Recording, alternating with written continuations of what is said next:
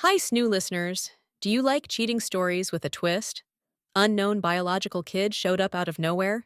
Or a deep, dark family secret that suddenly emerged? Today, we'll be telling you some tales with a twist that can definitely help you close your day with a smile. Curious? Then, without further ado, let's get to it. First tale comes from user throw R.A. Lidaligal. I think my 38F husband, 40M, cheated on me yesterday and could have been going on for longer. How do I find the truth? August 4th, 2024. Me, 38F, and my husband, 40M, have been together for 17 years, married for almost 15, and we have 5 kids, ranging from a teenager to a toddler. Everything in our relationship is great. He's an amazing husband and father. He provides everything we have, makes sure my emotional and physical needs are met. He makes sure we're always having fun and things are exciting. He showers me with affection, brings me flowers often. He's everything I could possibly want. I try to be the most loving and affectionate wife I can be for him, and always tell him that I love and appreciate him. Yesterday morning, I saw 2 texts on my husband's phone from a woman's name I didn't recognize that said, "Come and get it," and "You'll be surprised," with red hearts at the end of both messages. I was too shocked and mentally distraught to say anything and pretended that everything was okay. I couldn't check his phone since he left for work almost immediately after the notifications came. He came home close to an hour later last night and just said that there was traffic, but I was tracking his location and he went out of his way and stopped in some random neighborhood for about 30 minutes. I thought we were in a great place, so I really don't want to believe he's cheating, but all the evidence points towards it. We watched a movie together last night and took the kids to the beach with some family friends today, but I'm still spiraling over this and don't know what to do. He has a wife and 5 beautiful kids who love him. I just can't understand why he would throw all that away. How do I find out the truth? Commenters are telling OP to either gather evidence and divorce him, or that he bought a gift for her, and not to freak out. There is no in-between, although people came back after the update to downvote the former and upvote the latter. Update. August 5th, 2024. 1 day later. Well, this was all a massive waste of time. To clarify, there were no telltale signs of him cheating. He's very emotionally present, and we have an active sex life, and he's as loving and affectionate as usual, and he doesn't hide his phone or mysteriously disappear for hours. The thing is, after our youngest was born, I developed an eating disorder, and I gained close to 35 pounds in the following 2 years, and my confidence and self-esteem and our sex life was terrible during that time. For about the last year, I joined my husband in his early morning workouts and started watching my diet and cooking healthier for the family, and I'm down 15 pounds since. My husband was always very reassuring and affectionate, and my confidence has begun to return a little, and our sex life is infinitely better than those 2 years, but I still feel somewhat insecure, especially since my husband has only gotten fitter and become even more muscular throughout our marriage. To the point. I suck at lying and hiding things from my husband, so I couldn't go with the reverse psychology approach like some people suggested. Last night, after the kids went to bed, I directly told my husband that I saw the messages on his phone and tracked his location to some random neighborhood and demanded to know what was going on. He laughed and thought I was joking, and I quite literally started crying and said that I was serious and I needed the truth. He told me that we had to go outside and he wanted to show me something. He opened the trunk of his car and there was a plastic bag and he told me to open it. It was a photo album consisting of chronological pictures of us and the kids for all 15 years of our marriage, and it was meant to be an anniversary gift for our 15th later this week. The texts were from a female coworker whose husband runs a business making photo albums for special occasions, and my husband had been talking to her about getting a customized photo album made. On Friday night, he went to their place to pick up the album. And as for the red hearts in her messages, my husband showed me his conversation with her, and she ends every single message with a red heart. The specific texts I saw were there, so I knew he hadn't deleted anything. He made jokes about how I ruined his anniversary gift, and we ended up staying up and going through the entire album and talking about old memories. And all I can say is, I'm very thankful for my husband in every way. That's the end of that. Here's some notable comments from other users. Baron von Sadist, 92. Moral of the story, don't always listen to us a-holes on here. It worked out fine. Few Faithlessness, 665. You should leave him. Oh wait, I'm sorry. Just a habit. Affectionate Dog, Phi971. I'm really glad it worked out for you. Please go to therapy, and I mean that. In the best way possible, you need to learn to trust and be more confident in yourself and your relationship. You seem like a really sweet woman who just needs some help. Next story will be from user throw RA, Newdad1314. DNA confirmed that I, 39M, have a daughter, 18F. What now? 19th of January 2024. So what now? And yeah, I feel just as you would imagine. But it gets worse. She lives in the US, I'm in Europe. I don't know how to do this and really need advice. So what happened is that months ago, I got a call from a US number. Didn't answer since I don't know anyone there. Then, again the same day, so I answered, ready to yell at some scammer. A girl on the other side introduces herself and just says that she thinks I might be her father. That was the first thing she said. Hi, my name is Jane, and I think you might be my father. Fake name. Obviously, I told her I don't have any children and that she has the wrong number. But then, she drops a name I haven't heard in, you guessed it, 18 years. Back around that time, I was in the US for a year on a job exchange with our sister company. Met a woman there, and we hooked up for maybe a few months. I remember buying condoms after meeting her, but I can't remember if we used them every time. Anyway, I gave her my non-US number, but never heard from her again. The girl on the phone asks me if my name is OP, and I freak and almost hang up on her. She tells me more about her mother, and I just sit there like an idiot.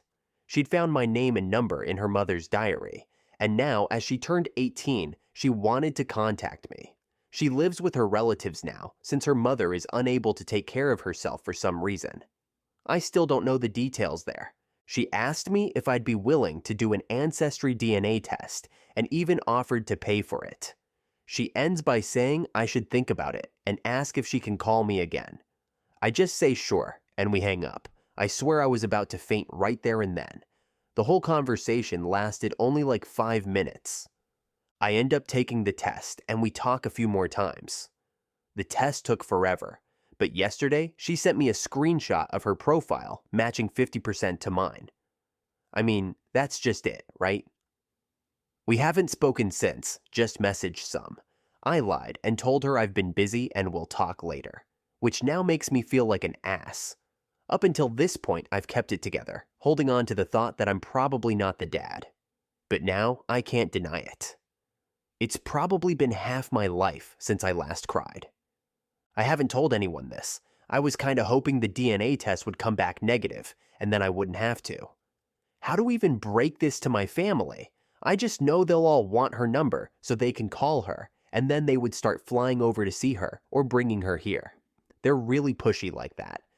My mom is going to freak out. I don't see my family more than a few times a year, but we'll all get together during Easter. Should I do it then, with all of them at once, or one at a time? I have a picture of Jane, but not much more info than what I've written here. I'm the youngest sibling, and now I suddenly have the oldest of the cousins in the next generation. And I never wanted kids at all. I just don't like them, and hate being tied up.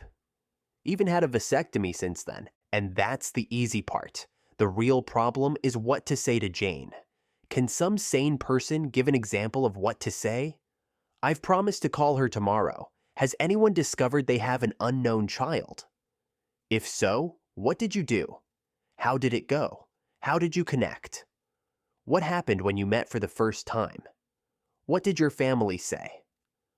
I'm a bit embarrassed by this, but is there any risk of me having to pay child support retroactively? I can probably afford it, but I don't really want to. I apologize for the abomination of a text above. I blame the alcohol. Some seems to have the impression that I or my family are wealthy. This is not so. I wrote in a comment that knowing my family, they would probably rent a private jet and fly her here. That was a joke commenting on what they would want to do, not what they would do. No, I'm not wealthy either. In the post, I wrote, I can probably afford it, but I don't really want to. And I meant that I'd hate to suddenly have something like 10% of my savings left overnight. Just guessing here, no idea what the actual sum would have been. I'm sure anyone here would consider that factor. Anyway, someone said the limit is 3 years back. I didn't know that. I can be an asshole sometimes, but I'm not some monster. The money question was a question, not the question. Yes, I have had my number for a long time, never had a reason to change it. We had our first video call today, and it was a long conversation. I had a list of things to bring up, mostly from suggestions here, so ever thankful for that. Most of it was quite personal for both of us, so I won't write it here. But it boils down to that we both want to continue to stay in touch and get to know each other. We also want to meet at some point, even if we don't know when yet. Her family knows of me, and they will join a call in the future, so I can speak to them as well. I will hold off on telling my family for a while, but I will probably tell them one at a time. Here's some notable comments. Hoshi Jones said, My husband found out he had a grown daughter from way back before we met. It all turned out great. She's wonderful. Her husband is too. And our family got a bit bigger, with more people to love. The hardest part of raising a kid is over for Jane. All she wants is to know her father. You're not obligated, of course, but what would be the downside? She doesn't need a kidney, does she? OP replied, How did it go when she and your husband met for the first time? Did you go with him? She didn't mention any kidneys at least. Hoshi Jones replied, It went really well. My husband's biological daughter, my stepdaughter, and the two of them went to meet her. They all got along great. I met her when she and her husband came to visit. They're both adorable people. I hope you and Jane get along well. Edit. They're both his biological daughters. I meant to say the daughter we knew about went with my husband to meet the daughter we didn't know about. Usually Right 2 said, I'd do an actual paternity test, but I think that the circumstantial evidence alone supports that this kid is in fact yours. What to do? Well, first, if you have a partner, tell them. Next, tell your kid, listen, here are the circumstances of how I met your mom. I had no idea about you, and this is quite shocking news, so I apologize if I don't get this all right on the first go. And then talk. Find out what she wants out of this. Take it slowly. OP replied, No partner, and yeah, she deserves to know what happened at least. Daikon Necessary 9969 said, If her mom can't take care of herself, and she is reaching out, she is probably hoping for you to be emotionally supportive. Update. 7 months later, 1st August 2024. A while back, I made a post asking for advice. Back then, I had just had it confirmed by DNA that I had a daughter I never knew about. I called her Jane in the other post, so I will here too. Jane is the result of me hooking up with a woman while I was in the US working. It was really interesting to read about others' experiences in the comments and DMs. It's crazy what DNA tests have done in recent times. Some wrote that Jane is probably just a kid looking for her roots, and you were absolutely right. I've been getting a steady stream of DMs since my last post. Most have been nice, just asking for an update. Then there were the absolute nutcases who can't read and told me to drown myself. Hi to you too. Jane and I continued to talk after my last post, mostly about her life, her mother, the family trees, etc. I never thought I would connect with her like I did. She's a very intelligent and mature young woman. My family knows now, and it went better than expected. Mom and sister still went a bit apeshit, but Dad knocked them out with a large club he always carry with him. To the nutcases, no, that last bit didn't actually happen. Funny thing, my brother-in-law actually distracted Mom by reminding her that she has made sweaters for all the other grandkids, but now she's way behind on one. All of them understandably wanted to call her, but my daughter, yes, it's pretty cool to be able to say that, and I had already planned to have that call the following day, and it went really well. We made introductions, explained everything that had happened, and that we planned for me to meet her by myself before anything. And guess what? We did meet. I flew over for a 10-day stay since I'm on leave, and she's working during the summer. That way, we could hang out in the evenings and weekend, and I could go full tourist during the day. It was surreal from the start. I landed at the very same airport I left from almost 2 decades ago, and she was there to meet me together with her aunt. I can't describe with words what it was like to hug her for the first time. I'd seen her many times in video calls, but she was just so beautiful in real life, I started crying. I met so many people in the first couple of days, I can't remember the names of half of them. I gave her the sweater from my mother, a hand-drawn family tree from my niece, and a gift I made myself, but I won't tell what that one was. While I, still, don't agree with the Georgia weather, I had a blast during the days just walking around town. I went to Jane's workplace almost every day and pretended to be a regular customer. We had lunch and dinners either alone or with the rest of her mother's side of the family. All of them were so nice and welcoming to me. I visited their house every day, but chose to stay at a hotel since I didn't want to be a bother or impose myself too hard on Jane's life. Obviously, Jane and I talked a lot, about anything and everything, but mostly about her upbringing and her mother. I mentioned in the previous post that her mother wasn't able to care for Jane. I didn't press that subject much at first, but it was unavoidable after a while. I won't get into all the details, but her mother is sick and has lost some cognitive functions. She recognizes Jane and some family members well enough, others not so much. We went to visit the facility where she lives, and Jane introduced me by name, and not as her father.